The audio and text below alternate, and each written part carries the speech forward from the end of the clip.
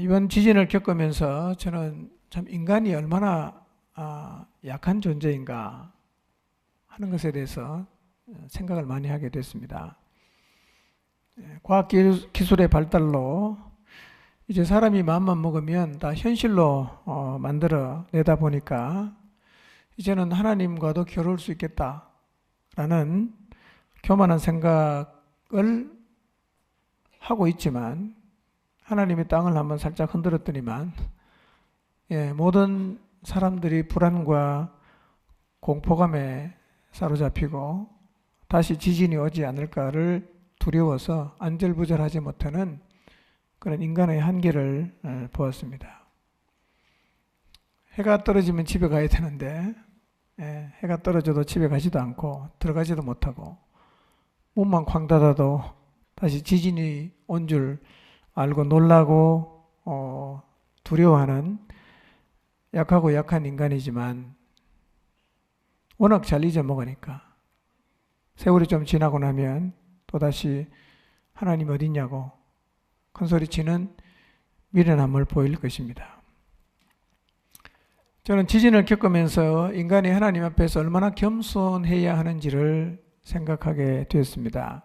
그리고 하나님이 인간을 향해서 얼마나 오래 참으시는지도 생각하게 되었습니다. 땅을 조금만 흔들어도 불안과 두려움에 사로잡혀서 정신적으로 황폐해지는 인간들을 하나님이 다스리려고 하면 가끔 흔들어 놓으면 되잖아. 말 잘 듣지 않겠어요? 근데 하나님은 인간을 그런 방식으로 대우하지 않으시고 매우 인격적으로 욕해도 다 들으시면서도 끝까지 오래오래 참으십니다. 이분이 하나님이십니다. 땅이 흔들리면 두렵죠. 어디 갈 데가 없잖아요. 맨날 하늘에 떠 있을 수도 없고.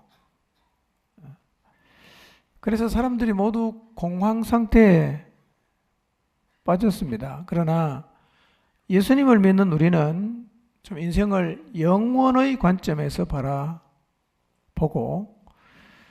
하나님을 아버지로 모셨다면 너무 두려워하지 말고 이런 와중에서 우리가 갖고 있는 믿음을 하나님께 좀 보여드렸으면 좋겠습니다. 주님의 평안을 누리며 살아가시기를 바랍니다.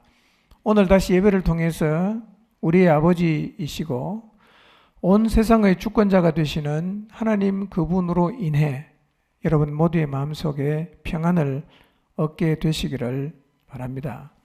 이런 어려운 일이 생기면 굉장히 많은 유언비어들이 나놉니다. 그런 얘기 너무 불안해하지 마세요. 며칠 사이에 7.7 지진이 온다. 그럼 누가 합니까? 아무도 몰라요. 오면 받으면 되죠. 죽으면 천국 가잖아. 맞죠? 어차피 한 번은 죽어요. 그러니까 죽음 앞에 좀 초연하고 그저 살아있는 동안 하나님이 내게 주신 사명 믿음으로 잘 감당하며 살아가면 우리는 사후보장이 된 사람들이잖아. 죽어도 주님이 다 우리의 죽음 이후의 세계까지 다 보장해 주셨으니까요. 두려워하지 않는 하나님의 사람들이 되시기를 바랍니다.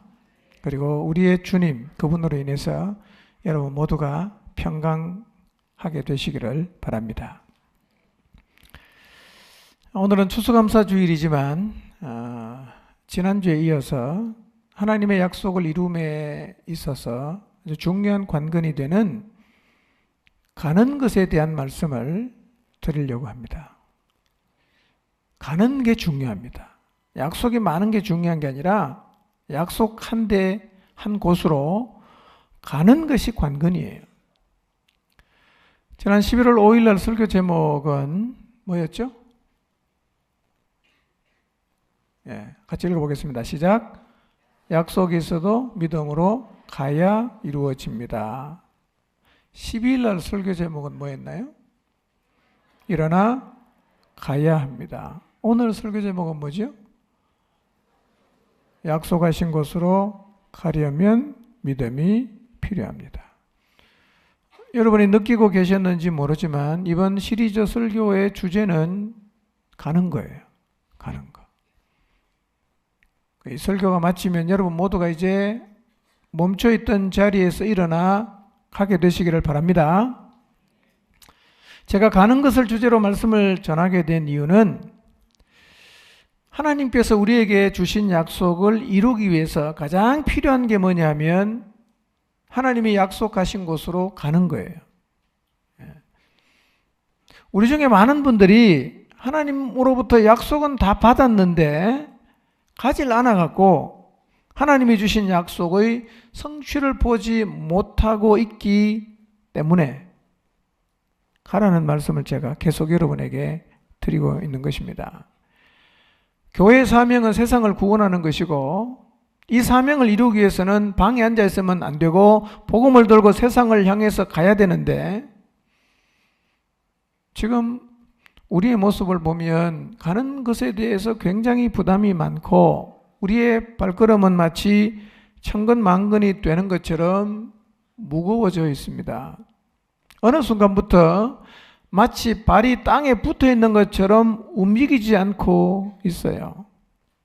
누군가가 우리가 가려는 곳으로 가지 못하도록 필사적으로 발목을 잡고 있는 듯합니다. 가질 못하는 거예요. 다 붙었어요, 발이. 주님이 가라고 하시면 언제나 벌떡 일어나 주님이 가라고 하시는 그곳으로 갈 수 있도록 우리의 걸음이 가벼워야 되는데 아직도 우리의 걸음이 너무나 무거워져 있습니다.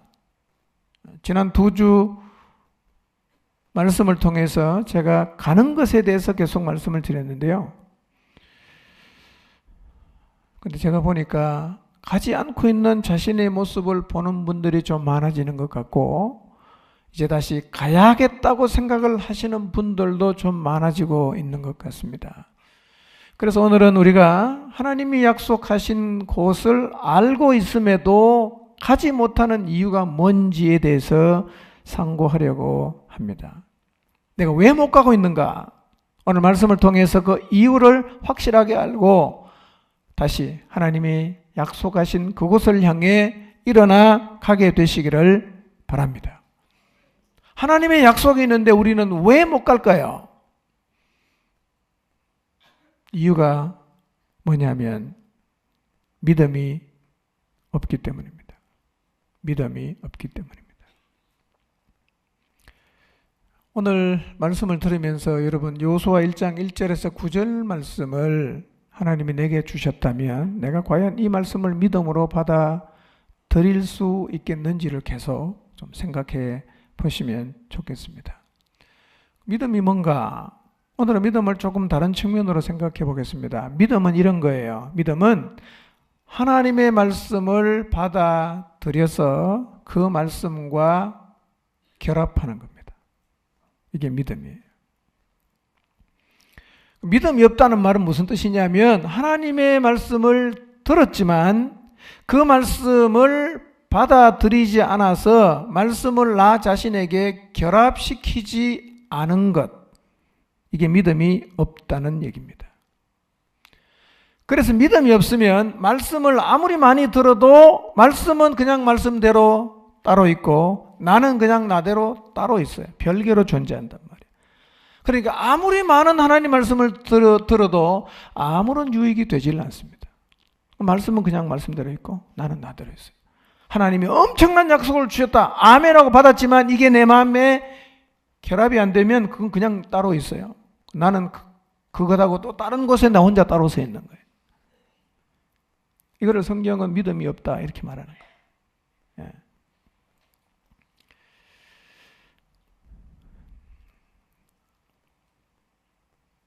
여기서 말씀이라고 하는 것은 약속뿐만 아니라 뭐 경고, 권면 많은 게 있는데요. 모든 말씀이 다 해당이 되는 거예요. 하나님 말씀을 들으면 결합이 돼야 유익이 됩니다. 근데 말씀을 들었는데 말씀은 말씀대로 있고 나는 나대로 있으면 아무리 많은 양의 말씀을 듣고 아무리 많은 약속을 내가 있다고 주장을 해도 그 하나님이 주신 말씀과 약속이 내게 아무런 유익이 되질 않습니다. 그래서 믿음을 다르게 표현하면 뭐냐면 믿음은 하나님이 주신 말씀에 나를 결합시키는 거예요. 그게 믿음이에요. 예. 그래서 들은 말씀을 내가 마음으로 받아들여서 그 말씀에 내가 결합을 시키면 어떤 현상이 생기느냐면 하나님 말씀과 내가 따로 노는 게 아니라 하나가 돼요. 이때 하나가 된 이 하나님 말씀이 내 안에서 내 삶에서 역사를 합니다. 그리고 유익이 되는 거예요. 예. 그래서 우리가 경계해야 되는 게 있는데 그게 뭐냐면 우리가 신앙생활하면서 늘 경계해야 되는 게 하나님 말씀을 들어도 말씀과 결합하지 않고 하나님의 말씀과 내가 늘 따로 존재하는 상태로 신앙생활하는 이걸 경계해야 됩니다. 물으면 다 대답은 하는데 아는 건 되기만 하는데 늘 따로 존재하는 채로 신앙생활하게 되는 것을 경계해야 됩니다.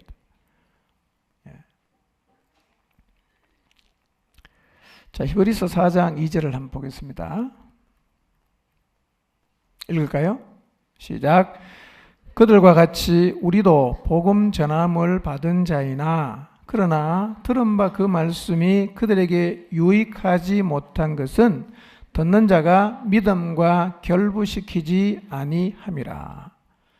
난 늘 말씀을 들었는데도 말씀이 하나도 내게 도움이 된다, 유익이 된다는 느낌이 없다면 이유가 뭐겠어요? 나는 그 들은 말씀을 믿음과 결부를 시키지 않았기 때문이란 말이에요.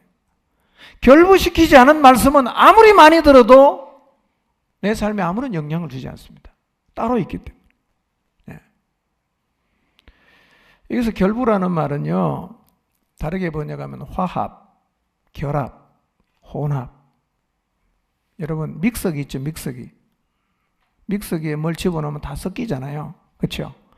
그러니까 여기서 결합이 된다는 말은 믹서를 시킨다는 말입니다. 그러니까 하나님 말씀이 나하고 완전히 믹서가 돼갖고 말씀과 내가 구분이 안 될 정도로 완전히 결합이 된 상태가 뭐예요? 이게 믿음을 가진 상태라는 거예요.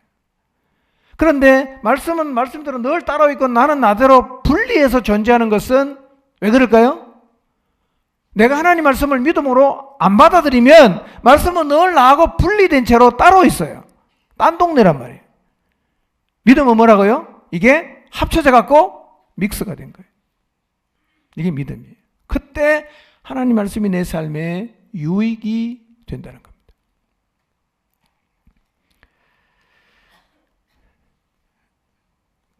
그래서요, 믿음이 없으면 말씀은 아무리 많이 들어도 유익이 될 수가 없습니다. 이유가 뭐냐면 들은 말씀이 어떻게 결합이 되냐면 믿을 때 결합이 되는 거예요. 그러니까 예를 들면 여호수아 1장 1절에서 9절 말씀을 내가 하나님 내게 주셨어요. 이 말씀을 믿음으로 내가 받아들이면 그때 어떤 일이 벌어지냐? 결합이 되는 거예요. 그러면 여기에 기록된 모든 말씀이 내 삶에서 행동으로 옮겨지게 되고 결과적으로 유익을 가져다 주게 된다는 것입니다. 이거를 성경이 뭐라고 말하냐? 믿음이라고 말하는 거예요. 이게 믿음이에요. 그러니까 지금 여러분이 하나님 말씀을 많이 들어서 알고 있는 것 되게 많지만 그 말씀을 여러분의 마음속에 받아들이지 못하고 결합이 안 되고 있다면 지금 여러분의 상태는 믿음이 있는 겁니까? 없는 겁니까? 없는 거예요. 그래서 말씀을 듣지만 마음으로 나는 도대체 안 받아들여진다고 하면 내가 지금 믿음이 없구나라는 사실을 인정을 해야 된다는 거예요. 여러분, 예수님이 제자들 12제자와 같이 이렇게 3년을 다니면서요, 몇 번 아주 신랄하게 책망했는데 책망의 이유가 뭐냐면 믿음이 없다는 거예요. 믿음이 적다, 믿음이 없다. 이런 것 때문에 제자들을 굉장히 주님이 혼냈어요. 그러니 우리가 종교적인 모든 행위를 반복하고 있음에도 불구하고 우리도 제자들처럼 믿음이 없을 가능성이 있을까요, 없을까요? 있습니다. 그러니까 내가 하나님 말씀을 들어도 요즘은 하나도 은혜가 안 되고, 하나님 말씀을 들어봐도 내 삶에 하나도 도움도 안 되고 유익도 안 되고, 그 말씀을 들었지만 말씀대로 이루어지는 걸 한 번도 볼 수가 없다. 그럼 지금 내가 뭐가 없는 거예요?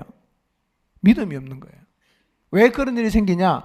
들은 말씀을 믿음으로 받아들여서 나하고 말씀이 결합이 돼야 되는데 그런 일이 전혀 안 일어나니까 계속 따로 놀죠. 아무 일도 안 일어납니다. 그럼 내가 지금 믿음이 있는가 없는가? 이걸 오늘 한번 말씀을 들으면서 잘 생각해 보시기를 바랍니다. 그래서 하나님의 말씀이, 이 기록된 하나님 말씀이, 우리 귀에 들려지는 하나님 말씀이, 우리가 눈으로 읽고 있는 이 하나님 말씀이 내게 유익이 되게 하려면 들은 말씀은 반드시 믿음으로 받아야 됩니다. 그때 말씀이 우리의 삶 속에 굉장한 역사를 경험하게 합니다. 자, 사례를 보겠습니다. 모세 때 이스라엘이 하나님이 주신 약속을 가지고 있었는데 가나안에 들어갔어요? 못 들어갔어요? 못 들어갔죠? 왜 못 들어갔습니까? 하나님이 주신 약속의 말씀을 그들은 믿음이 없으니까 받아들일 수가 없었어요. 그래서 그 약속은 약속대로 따로 있고 자기들은 자기들대로 따로 있습니다. 그러니까 약속이 있었지만 약속을 받았다고 생각하는 그들의 삶에서는 아무 일도 안 일어나요. 그 땅 내가 다 주겠다 약속했어요. 근데 실제로 모세 때 이스라엘 백성들에게는 그 땅을 차지하는 유익은 전혀 경험하지 못했어요. 자, 여호수아 1장 6절을 한번 보겠습니다. 읽어볼게요. 시작.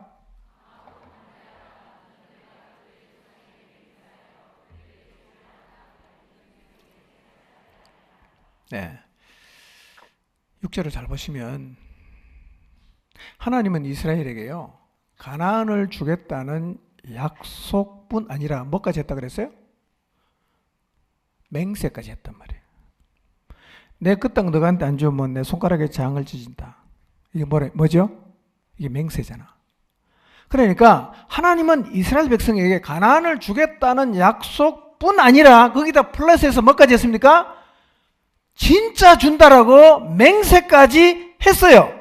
그런데도 하나님이 맹세까지 한 말씀이었지만 믿음이 없으니까 이 말씀이 받아들여지지 않으니까 하나님이 주신 맹세하신 말씀이 결합이 안 돼요. 결국 어떤 결과가 오냐? 아무런 유익이 안 되는 거예요. 그냥 약속만 둥둥 떠다니고 나는 그냥 광야에 있어요. 네. 이런 일이 이스라엘 백성들에게만 일어나겠어요? 오늘 우리가 하나님이 내게 약속을 주셨다고 막 조화하고 기뻐하고 신나하지만 그렇게 받은 약속이 내 삶에서 하나도 유익이 되지 않는 이유가 뭐냐면 그냥 다 머리로 받고 이론으로 받았을 뿐 그 주님이 주신 말씀을 믿음으로 마음속에 받아들여서 말씀과 내가 결합이 안 되니까 아무 일도 안 일어난단 말이에요. 결합이 돼야 믿음이 있는 거예요. 예. 왜 우리가 못 가냐? 믿음이 없는 거예요. 믿음이 없는 거예요. 두려워요. 자신이 없어요. 계산이 안 나와. 답이 나올 때까지 기다리면 우리는 죽을 때까지 못 갑니다. 어떻게 하면 갈 수 있어요? 믿음을 가지면 갈 수 있어요. 지금도. 예. 그러니까 모세 때는 못 갔는데 여호수아 때는 똑같은 데 갔어요. 뭐가 있으니까? 하나님이 주신 약속과 맹세하신 이 말씀을 받았어요. 결합을 시켰어요. 그러니까 하나님이 하라는 그대로 하는 거예요. 그대로 했는데 놀라운 일이 계속 벌어지는 거예요. 원리입니다. 원리. 우리에게도 동일하게 나타납니다.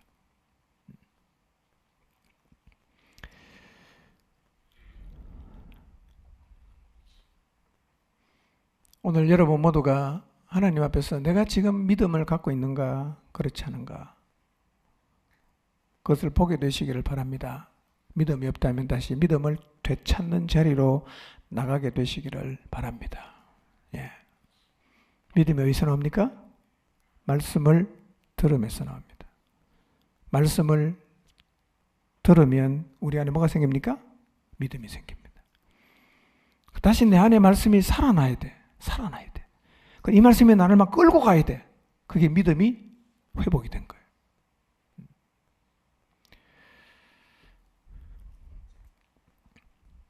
우리에게 가장 필요한 게 믿음이 뭐냐면 하나님이 주신 약속 그리고 모든 말씀을 그대로 받아들일 수 있는 믿음이에요. 그대로 받아들여야 됩니다. 그때 결합이 되는 거예요. 자, 이 개념을 제가 좀 더 설명하겠습니다. 네, 그림을 한번 보시길 바랍니다. 하나님의 약속이 있어요. 그리고 내가 하나님의 약속을 받았습니다. 근데 나는 지금 믿음이 없어요. 그래서 이 말씀이 내게 결합이 되질 않아요. 그래서 나는 나대로 그냥 혼자 있고 말씀은 말씀대로 따로 존재합니다. 결과가 어떻게 될까요? 아무런 유익이 없습니다. 그리고 받아들이지 않았기 때문에 하나님이 말씀하신 대로 행동도 안 합니다. 물론 성취도 없습니다. 이런 패턴으로 신앙생활하면 거의 종교인입니다. 이런 패턴으로 신앙생활하면 교회를 몇십 년 다녀도 왜 그렇게 열심히 해야 되는지 이유가 자기에게는 없어요. 그래서 너무 열심히 하는 사람 보면 미친 것 같아. 교회를 다니면서도 미친 것 같아, 저 친구는. 교회를 다니면서도 하나님 말씀대로 그대로 가는 사람 보면 잘 이해가 안 돼. 요런 패턴을 가지면 그렇게 돼요. 자, 두 번째 그림 보겠습니다. 똑같이 하나님의 약속이 있어요. 그런데 내가 그 하나님이 주신 약속의 말씀을 받을 수 있는 믿음이 있어서 말씀을 받아들입니다. 그래서 말씀과 내가 결합이 됐어요. 말씀과 내가 결합이 되다 보니까 말씀이 하라는 대로 자연스럽게 행동하게 됩니다. 요단강도 건너고 여리고성으로도 가고 그냥 가지는 거예요. 왜? 주님의 말씀을 내가 받아들이고 결합이 돼서 한 덩어리가 되니까 이 말씀이 나를 끌고 가는 거죠.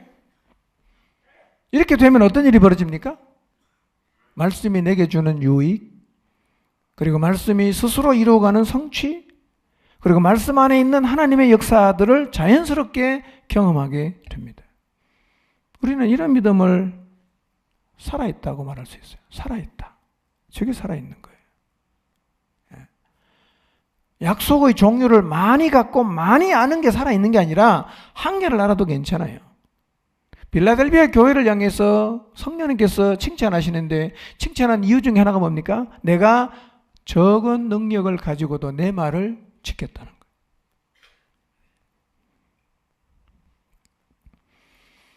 지금 우리는 이 둘 중에 한 가지의 모습을 가지고 있을 것입니다.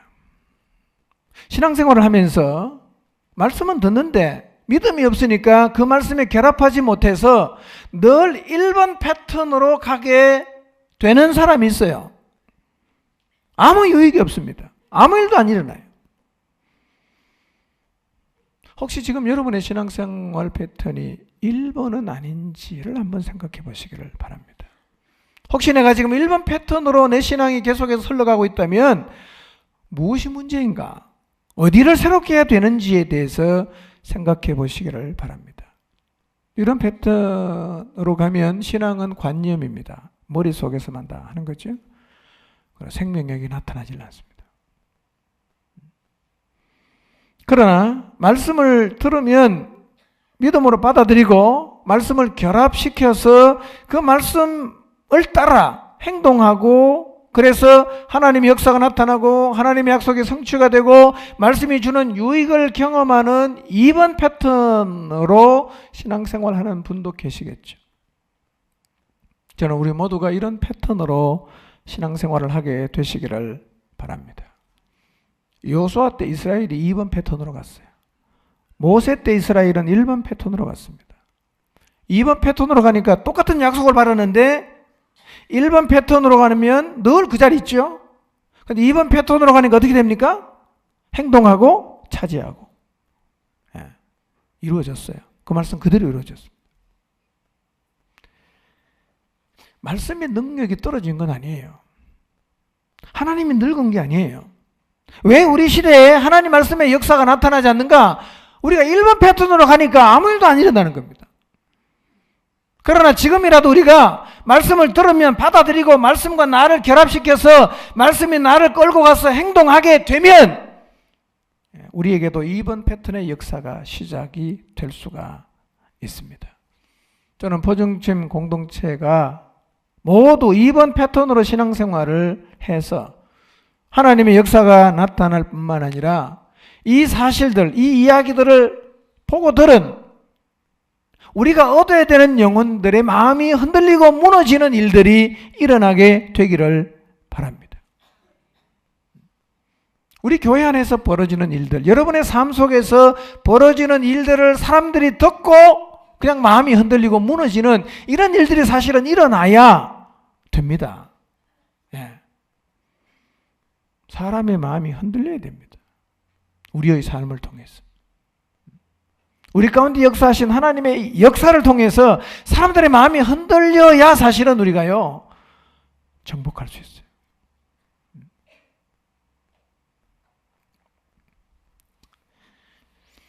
나는 어떤 패턴의 신앙생활을 하고 있을까? 나는 1번일까? 2번일까?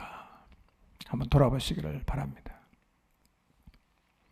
근데 성경에 보면 1번 패턴으로 간 사람들도 많고 2번 패턴으로 간 사람도 많아요. 몇 가지 사례를 좀 보겠습니다. 먼저 아브라함의 예를 우리가 좀 보겠습니다. 창세기 12장 1절에서 4절입니다.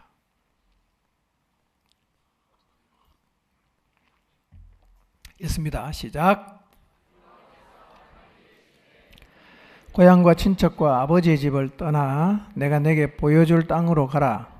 내가 너로 큰 민족을 이루고 내게 복을 주어 내 이름을 창대하게 하리니 너는 복이 될지라. 너를 축복하는 자에게는 내가 복을 내리고 너를 저주하는 자에게는 내가 저주하리니 땅의 모든 족속이 너로 말미암아 복을 얻을 것이라 하신지라. 이 아브라함이 여호와의 말씀을 따라갔고 롯도 그와 함께 갔으며 아브라함이 하란을 떠날 때에 75세였더라. 자, 도표를 한번 보겠습니다. 그림 3번. 자, 아브라함에게 하나님이 말씀을 주셨어요. 뭡니까? 부모와 친척과 아비 집을 떠나서 내가 내게 지시하는 땅으로 가라. 이게 하나님께서 아브라함에게 주신 뭐였어요? 약속의 말씀이었어요. 그런데 아브라함은 이 말씀을 어떻게 합니까? 믿음으로 받아들였어요. 이 말씀에 결합을 합니다.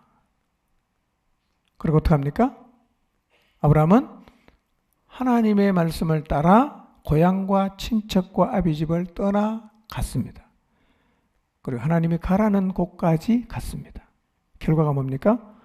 아브라함은 믿음의 조상이 됩니다. 그리고 하나님 말씀하시는 대로 이스라엘이 시작이 되었어요. 이게 2번 패턴입니다.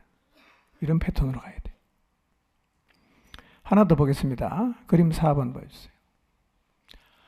자, 하나님께서 아브라함에게 또 나타나십니다. 이렇게 말씀하십니다. 너 가서 모리아 땅에 있는 한 산에서 네 아들을 번제로 드려라는 말씀을 주십니다. 이해할 수 없는 말씀이었지만 아브라함은 믿음으로 이 말씀을 받아들이고 이 말씀에 결합을 합니다. 그리고 어떻게 하냐? 행동합니다. 말씀하신 대로 그 다음날 아침에 일찍 일어나서 출발합니다. 모리아 땅으로. 그리고 3일 만에 도착해서 진짜 하나님 말씀하신 그대로 이삭을 번제로 드립니다. 어떤 결과입니까? 여호와 일에 준비하시는 하나님을 경험합니다.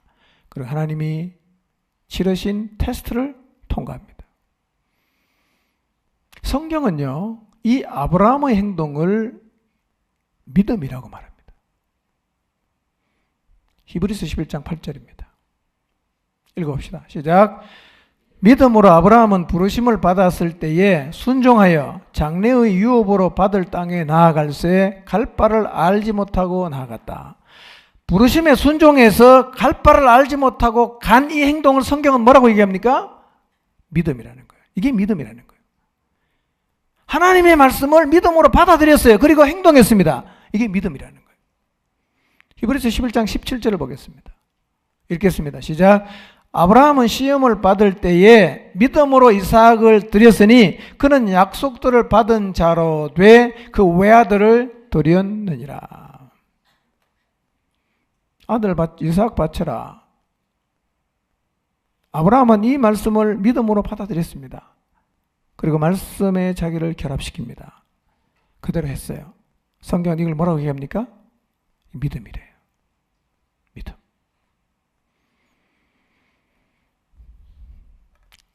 그러나 성경에 늘 이런 패턴만 있는 건 아니고요. 1번 패턴도 꽤 많습니다.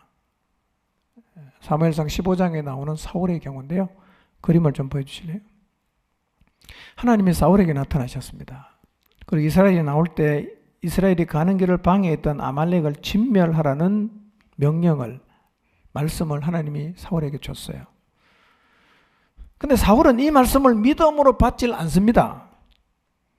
그리고 말씀과 결합하지 않습니다. 어떡하냐? 말씀과는 상관이 없이 따로 놀죠. 자기가 원하는 대로 가장 좋은 양과 소는 진멸하지 않아요. 결과가 뭡니까? 하나님에게 버림을 받습니다. 자, 그림 6번을 볼까요? 솔로몬의 경우입니다. 솔로몬. 하나님이 솔로몬에게 나타나셔서 말씀하셨어요. 너 이방 사람하고 통혼하지 마라.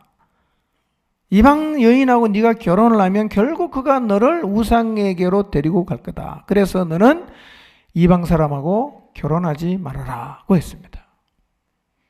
솔로몬이 이 말씀을 받아야 되잖아요. 솔로몬이 이 말씀을 믿음으로 안 받아요. 그래서 이방인과 통혼하지 말라는 하나님 말씀은 따로 놀고 솔로몬은 솔로몬대로 따로 놀아요.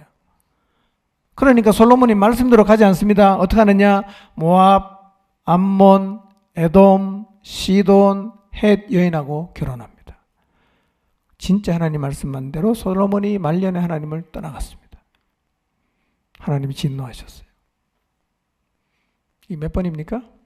1번 패턴으로 가는 거예요. 성경에는 두 가지 패턴의 예가 다 있어요. 그런데 2번의 패턴대로 하나님의 말씀을 믿음으로 받아들인 사람은 말씀대로 반드시 행동을 하고 그리고 그 말씀이 그들에게 유익을 가져다 주고 그렇게 순종했을 때 하나님의 역사를 경험했습니다. 우리도 지금 둘 중 하나의 패턴으로 살고 있을 거예요. 앞으로는 우리가 2번 패턴으로 가야 되겠지만 지금까지 내가 1번으로 가고 있는지 2번으로 가고 있는지는 누구보다도 우리 자신이 잘 알 수 있을 거예요. 몇 가지 예를 살폈지만 하나님은 아브라함이나 사울이나 솔로몬에게만 약속의 말씀을 주시는 것이 아닙니다. 오늘 저와 여러분 우리 모두에게도 하나님은 동일하게 말씀도 주시고 약속도 주십니다. 그리고 하나님이 주신 그 말씀 앞에 우리는 믿음을 가지고 그 말씀을 받아들여 말씀과 결합하고 있을 수도 있고 믿음으로 받질 않아서 말씀과 내가 완전히 분리된 채로 살아가고 있을 수도 있습니다. 나는 어느 쪽일까? 깊이 생각 안 해도 내 모습 말씀의 빛 앞에서 충분히 볼 수가 있을 것입니다. 하나님은 여호수아에게 가나안을 차지하라고 하셨어요. 오늘 우리에게 하나님은 복음으로 세상을 정복하라고 하십니다. 그래서 하나님은 우리에게도 여호수아에게서처럼 세상을 향해서 가라고 말씀하십니다. 가라고 말씀하십니다. 요한복음 17장 18절입니다. 시작. 아버지께서 나를 세상에 보내신 것 같이 나도 그들을 세상에 보내었고, 주님께서 우리를 어디로 보냈습니까? 세상으로 보내셨어요.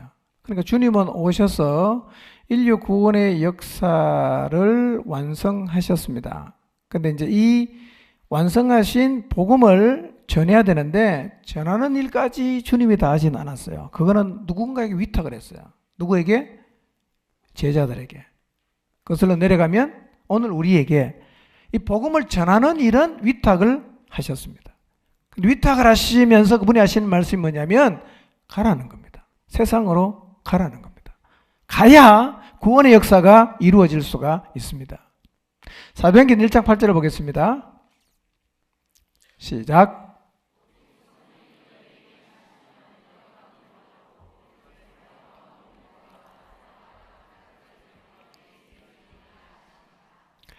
자, 성령이 오셔서 권능을 받게 되면 우리가 땅끝까지 이르러 복음이 뭐가 된다고요? 증인이 된다고 말씀하셨어요. 이 말씀들을 우리가 믿음으로 받아들여서 결합을 한다면 우리는 복음을 들고 세상으로 지금도 가고 있어야 돼요. 근데 우리가 복음을 들고 세상으로 가는 일을 지금 잘못하고 있어요. 이유가 뭘까요? 이 말씀을 믿음으로 받아들여서 결합이 안 되고 있다는 거예요. 그러면 세상으로 가라는 말씀에 우리가 순종을 안 하고 있으면 우리가 모든 하나님 말씀에 다 순종 안 하느냐? 그건 아니에요. 유독 안 되는 영역이 있을 수 있어요. 그 중에 하나가 보편적으로 세상으로 가라고 하신 이 말씀이 사실은 우리의 마음속에 잘 받아들여지지 않는데요.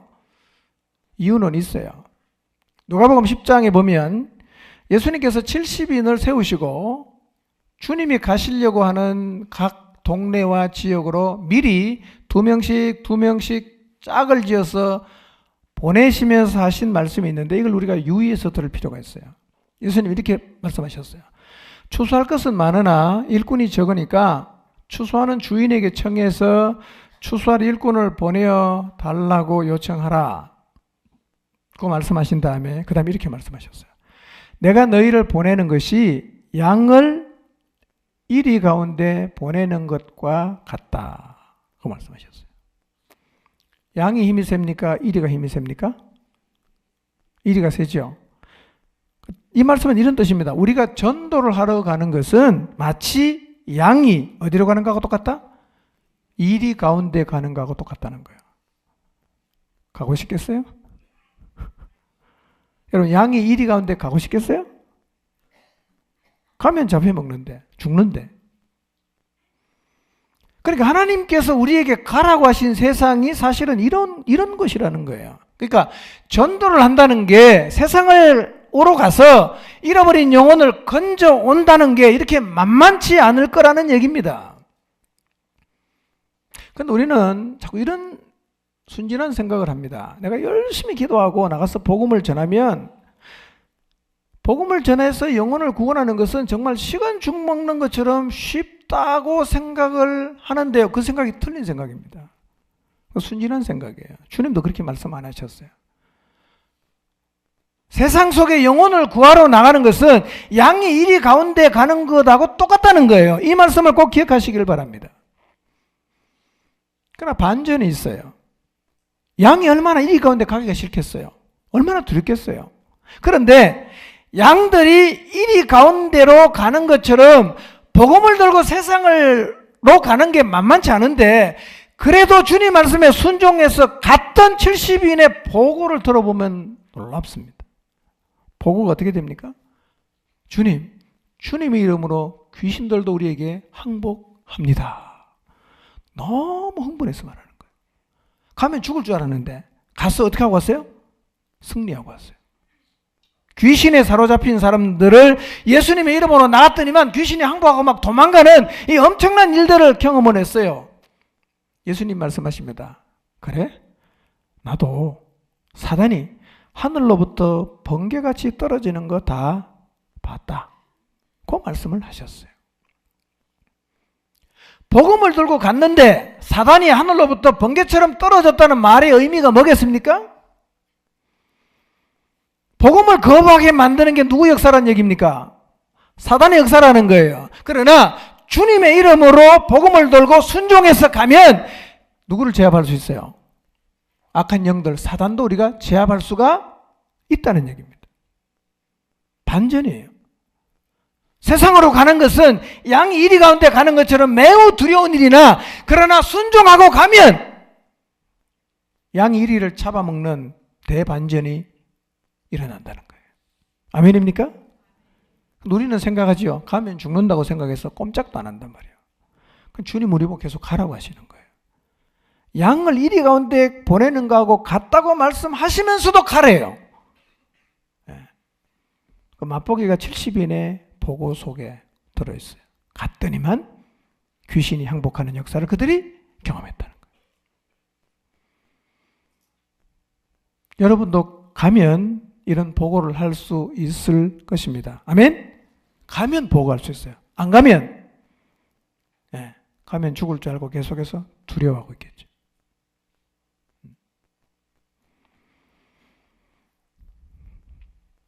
누가복음 10장 17절에서 19절 봅시다. 실제로 보고를 우리가 한번 들어봅시다. 시작. 70인이 기뻐 돌아와 이르되 주여 주의 이름이면 귀신들도 우리에게 항복하더이다. 예수께서 이르시되 사단이 하늘로부터 번개같이 떨어지는 것을 내가 보았노라. 내가 너희에게 뱀과 전갈을 밟으며 원수의 모든 능력을 제어할 권능을 주었으니 너희를 해칠 자가 결코 없으리라.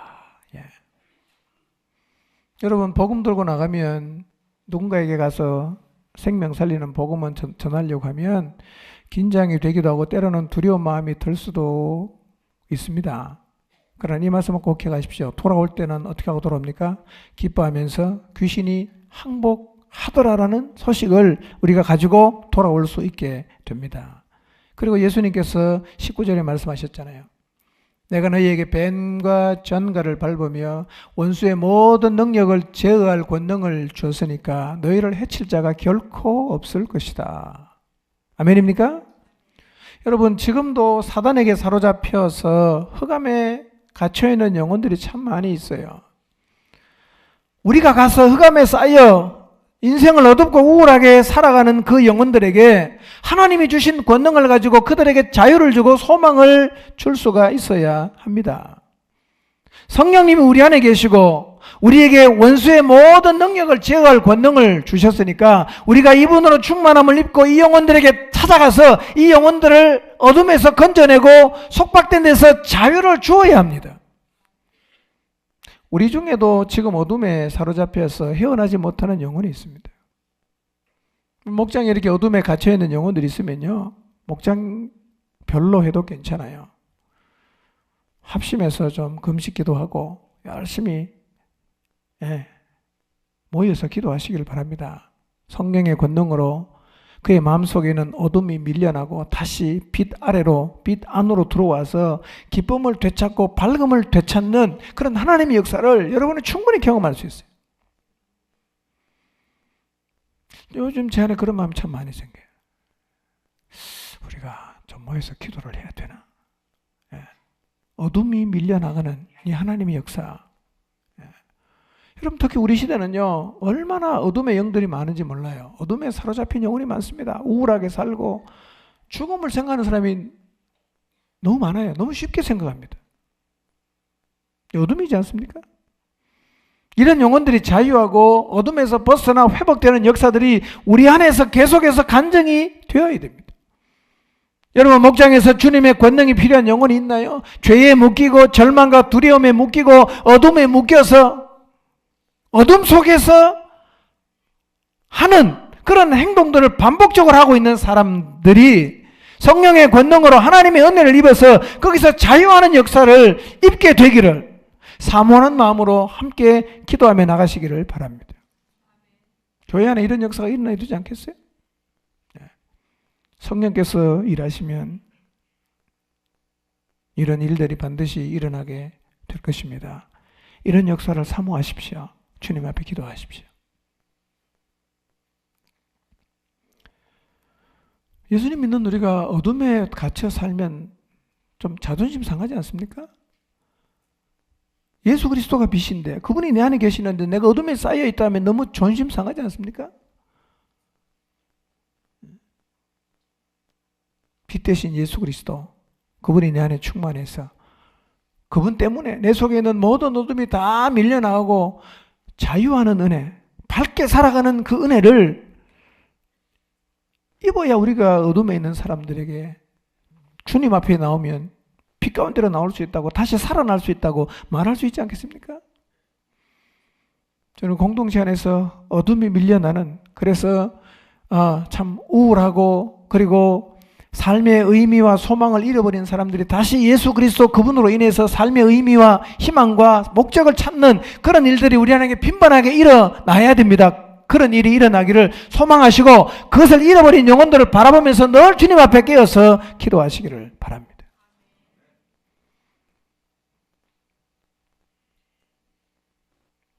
여전히 우리의 과제는 가는 겁니다. 어쩌면 이 과제는 주님 앞에 서는 날까지 계속 반복되는 과제일 수 있습니다. 내 안에 계신 성령님 믿으시고 두려워하지 말고 담대함으로 세상으로 하나님이 내게 마음을 주신 그 영혼을 향해서 나가시기를 바랍니다. 마태복음 28장 18절에서 20절입니다. 있습니다. 시작. 예수께서 나와 말씀하여 이르시되 하늘과 땅의 모든 권세를 내게 주셨으니 그러므로 너희는 가서 모든 민족을 제자로 삼아 아버지와 아들과 성령의 이름으로 침례를 베풀고 내가 너희에게 분부한 모든 것을 가르쳐 지키게 하라. 볼지어다 내가 세상 끝날까지 너희와 항상 함께 있으리라 하시니라. 예수님은 우리에게 가서 모든 민족을 제자로 삼아 침례를 주고 주님께서 명령하신 모든 것을 가르쳐 지키게 하라고 하십니다. 사람을 살리는 복음을 들고 있는 우리가 세상을 정복하지 못하면 그것은 하나님이 약속을 지키지 않기 때문이 아니라 우리가 순종해서 가지 않았기 때문입니다. 따라합시다. 가면 됩니다. 가면 됩니다. 네, 밟으면 차지합니다. 가나안을 정복하는 과정을 보십시오. 하나님이 약속하신 말씀은 붙잡고 가면 반드시 그 말씀이 역사를 하고 그 말씀하신 그대로 이루어 갈 것입니다. 세상을 복음으로 정복하는 일, 여러분의 가정을 복음으로 하나 되게 하는 일 역시 가면 반드시 이루어진다는 사실을 믿으시기를 바랍니다. 가라는 말씀에 순종해서 가느냐 그렇지 않느냐에 따라서 우리의 지경이 달라집니다. 자, 그림을 한번 보겠습니다. 지금 우리 목장에 속해 있는 사람이 몇 명이나 되는지 한번 생각해 보십시오. 지금 속해 있는 여러분의 목장에 속해 있는 영혼이 몇 명이든 간에 목장의 지경이라 하면 목자가 발로 밟는 곳까지가 지경입니다. 저 그림처럼 제적이 12명이어도 목자의 발이 닿는 곳이 6명밖에 없으면 그 목장의 지경은 6명입니다. 목장의 제적이 200명이어도 목자가 발로 밟는 게 5명이면 그 목장의 지경은 5명입니다. 밟아야 내 땅이 되는 거예요. 숫자가 많은 게 중요한 게 아니라 그래서 어쩌면 우리 목장의 지경은 목장의 제적 숫자보다 훨씬 더 지경이 좁을 수가 있어요. 아예 안 가니까. 그건 내 지경이 아니에요. 이런 의미에서 우리 목장의 지경이 지금 어느 정도인지 한번 그려보시길 바랍니다. 이름 다 적어놓고 우리 목장의 지경이 어디까지인가. 그림 8번을 보겠습니다. 최소한 여기까지는 가야 되지 않겠어요? 목장에 이름이 올려져 있는 사람 부지런히 찾아가서 목장의 지경이 제적된 숫자만큼은 되어야 되지 않겠어요? 목자가 찾아가는 데까지 가서 발로 밟는 데까지만 지경입니다. 이걸 꼭 기억하시기를 바랍니다. 여러분 목장에 소속된 사람들만이라도 여러분의 지경이 되게 하십시오. 그렇게 하려고 하면 가라고 계속해서 말씀하시는 주님 말씀에 순종해서 우선은요 목장에 소속된 사람들이라도 찾아가야 합니다. 기도하면서 찾아가서 밟으면 반드시 여러분의 지경이 될 줄로 믿습니다. 가나안을 주겠다고 약속하시고 맹세까지 했어요. 근데 안 갔어요. 이스라엘 지경이 어디까지입니까? 그냥 광야예요. 없어요. 그러나 여호수아가 하나님 말씀을 믿음으로 받고 그 말씀에 결합해서 순종해서 갔어요. 지경이 넓어졌나요? 똑같나요? 넓혀졌죠. 가나안이 모두 다 이스라엘의 지경이 되었습니다. 순종해서 가시길 바랍니다. 여러분 절대로 괄로밖에 내지 마세요. 목장사에 가다 보면 참 힘들게 하는 영혼도 제가 볼 때는 있어요. 힘들고 말 안 듣게 한다고 괄로밖에 내기 시작하면요 나중에는 지경이 없어집니다. 다 갈라벗겨냈어요. 그 땅을 밟음으로 여러분의 지경을 넓혀가시기를 바랍니다.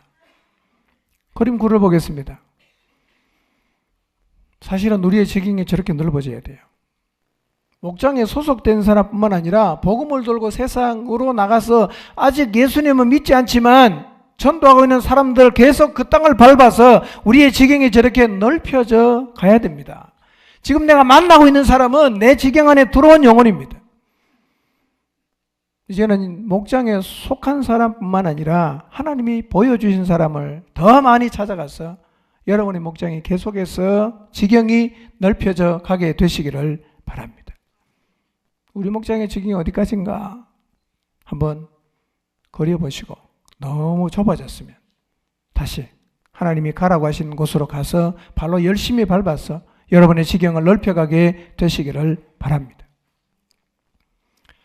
여러분 복음 들고 세상으로 갈 때는요, 예수님께서 70인의 제자를 보내셨을 때 하신 양을 이리 가운데 보냄과 같다는 말씀을 기억하시기를 바랍니다.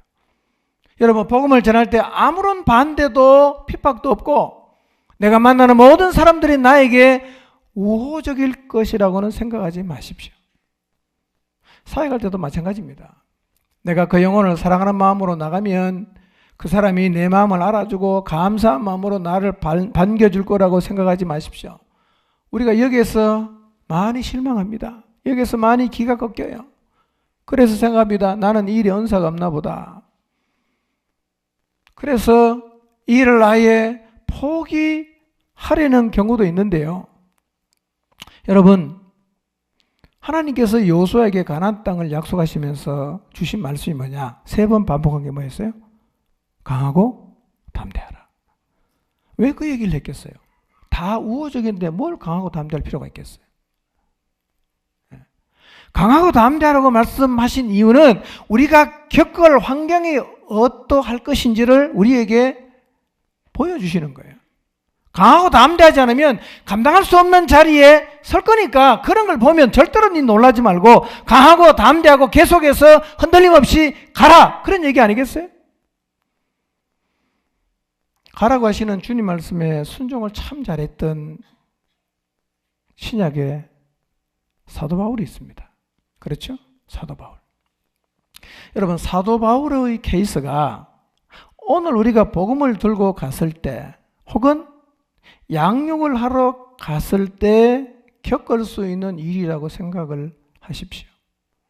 복음은 전하러 가면 그런 대우를 받는 거예요. 사도 바울이 복음을 들고 아시아나 유럽이나 아가야, 갈라디아 여러 지역으로 갔어요. 근데 사도행전에서 바울이 복음을 전하러 갔을 때 어떤 일을 겪었는지를 생각해 보세요. 우리도 그런 일을 겪을 수 있습니다. 그리고 그런 일을 겪으면 하나도 이상하게 생각하면 안 된다는 거예요. 그때 뭐가 필요합니까? 강하고 담대해야지. 이렇게 된단 말이에요. 바울은요, 반대 많이 받았어요. 핍박 많이 받았어요. 비난 많이 받았습니다. 조롱 많이 받았어요. 근데 그런 일을 겪는다고 바울이 꺾이질 않았어요. 여전히 강하고 담대한 마음으로. 그래서 하나님은 가끔씩 바울에게 나타나셔서 격려하십니다. 강하고 담대해라. 내가 너와 함께했다. 격려해 주시거든요. 이런 일을 겪을 때 절대로 해서는 안 되는 게 뭐냐? 다시는 이 일을 안 하겠다는 결심을 하시면 안 돼. 당연한 거예요, 그게. 왜? 가라는 명령에 순종했던 바울이 겪었던 일이 오늘 우리가 그 명령에 순종해 가면 동일하게 겪지 않겠어요? 똑같이 겪는다고 생각하셔야 됩니다.